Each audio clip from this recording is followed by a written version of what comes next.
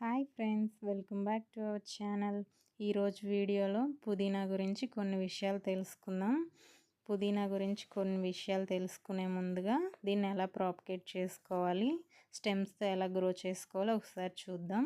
మనం పుదీనాని ఎక్కువగా ఎండలోనే గ్రో చేసుకోవాలి. సన్లైట్ బాగా పడే ప్రదేశంలో ఉంచుకోవాలి. షేడెడ్గా ఉంటే పుదీనా ఎందుకనో అంత బాగా గ్రో అవుతుంది అని అయితే నాకు అనిపించలేదు. బాగా సన్లైట్ ఉండాలి.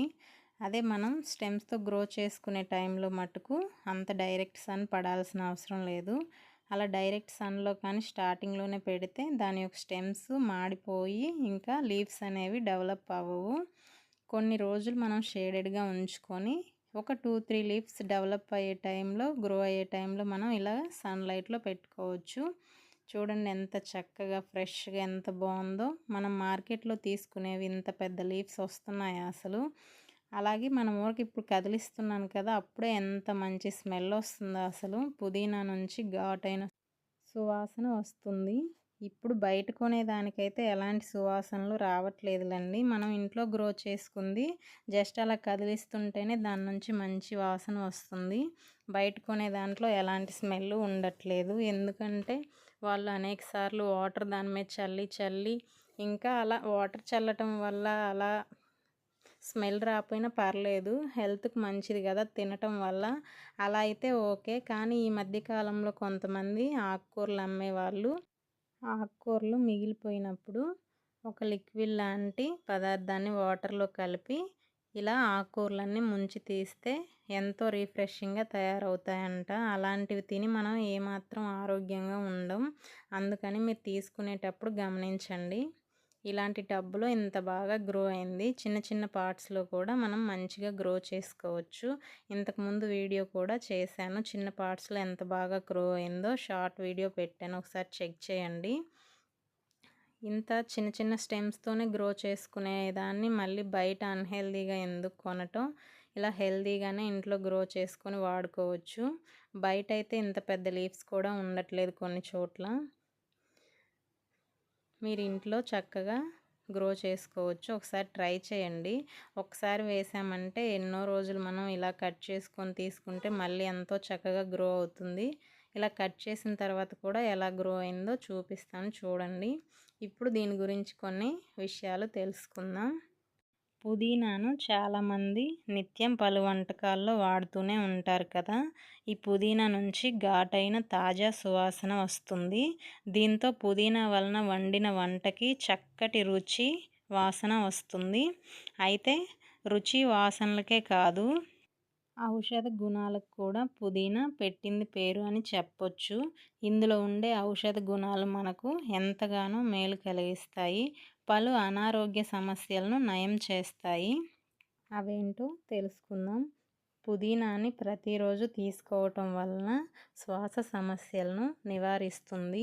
గొంతు నొప్పి, దగ్గు, సైనస్ సమస్యల నుంచి విముక్తి లభిస్తుంది. ఇంకా పుదీనాలో బరువు తగ్గించే గుణం కూడా ఉంటుంది. పుదీనాలో అనేక రకాల మెడిసినల్ వాల్యూస్ ఉంటాయి. ఆరోగ్యానికి ఎంతో మంచిది అని చెప్తుంటారు. పుదీనాలో న్యూట్రియంట్స్ అధికంగానే ఉంటాయి. ముఖ్యంగా ఇందులో విటమిన్ ఏ చాలా అధికంగా ఉంటుంది. అలాగే పోలిక్ యాసిడ్, ఐరన్ వంటివి కూడా పుష్కలంగా ఉంటాయి. క్యాలరీస్ అయితే చాలా తక్కువ మోతాదులోనే ఉంటాయి.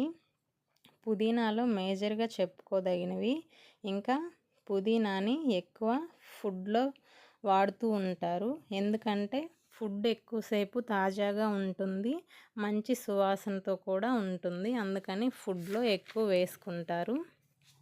ఇంకా పుదీనాని పచ్చిగా ఆకులని తీసుకోవటం వలన జలుబు, దగ్గు, ఆయాసం లాంటి సమస్యలకి ఉపశమనం కలుగుతుంది. ఇంకా ఈ పుదీనా ఆకుల రసం 1 టేబుల్ స్పూన్ తీసుకొని గోరువెచ్చటి నీళ్ళలో కలిపి గార్గిలింగ్ చేసినట్లయితే నోటి దుర్వాసన పోయి నోరు తాజాగా ఉంటుంది. మంచి రిఫ్రెషింగ్గా కూడా అనిపిస్తుంది. యాంటీ ఆక్సిడెంట్ కూడా ఎక్కువగా ఉంటాయి. పుదీనా స్మెల్ చూడటం వల్ల బ్రెయిన్ యాక్టివ్ అవుతుందని రీసెంట్గా సైంటిస్టులు కూడా చెప్పారని చెప్తున్నారు.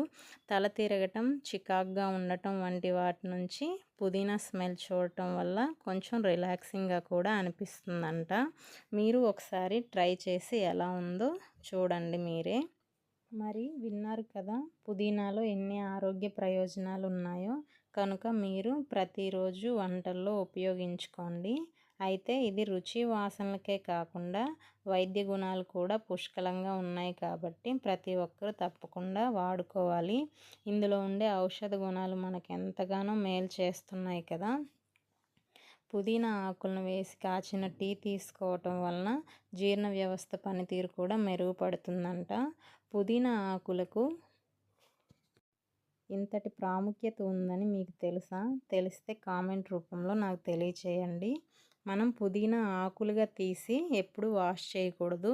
ఇలాగ మనం కట్ చేసిందే వాష్ చేసుకున్న తర్వాత అప్పుడు మనం లీవ్స్ అన్నీ సపరేట్ చేసుకోవాలి. ముందే లీవ్స్ అన్నీ మనం ఒలిచిపెట్టుకొని కడిగామంటే అందులో ఉండే న్యూట్రియంట్స్ అన్నీ పోతాయంట. ఏవైనా ఆకుకూరలు ముందుగా వాటిని వాష్ చేసుకొని అప్పుడు కట్ చేసుకోవటం లేదా ఒలవటం అలా చేయాలి.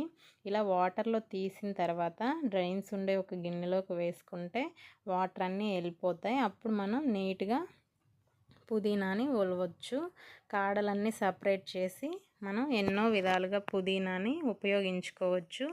ఇలాగా ఇన్ని కాడలు ఉన్నాయి కదా, ఇవి ఇంకొక కుండీలో పెట్టినట్లయితే ఇంకా పుదీనా వస్తుంది. ఇలా అన్నీ ఒలిసిన తర్వాత ఎలాంటి వంటలో వేసుకున్నా పుదీనా ఆరోగ్యానికి మంచిదే కదా. నేనైతే ఇలా ఒలుస్తాను, అన్ని కాడలు వేస్ట్ చేయను, ఇలా చివరిని ఉంచుతాను. లేతవైతే ఇంత పొడవును కూడా ఉంచేస్తాను. దానివల్ల ఎలాంటి ప్రాబ్లం లేదు, అది కూడా చాలా మంచిదే. ఆకులు చూడండి ఎంత బాగున్నాయో, బయట కొనేవి ఇంత పెద్దవిగా కూడా రావు. అందుకని మీరు గ్రో చేసుకోవటానికి ట్రై చేయండి. ఈ వీడియో ఎలా అనిపించింది? నచ్చిందా? నచ్చితే లైక్ చేయండి. ఎవరికైనా ఉపయోగపడుతుంది తప్పకుండా షేర్ చేయండి. అలాగే సబ్స్క్రైబ్ చేసుకోండి. వీడియో ఎలా ఉందో కూడా ఒక కామెంట్ రూపంలో తెలియచేయండి.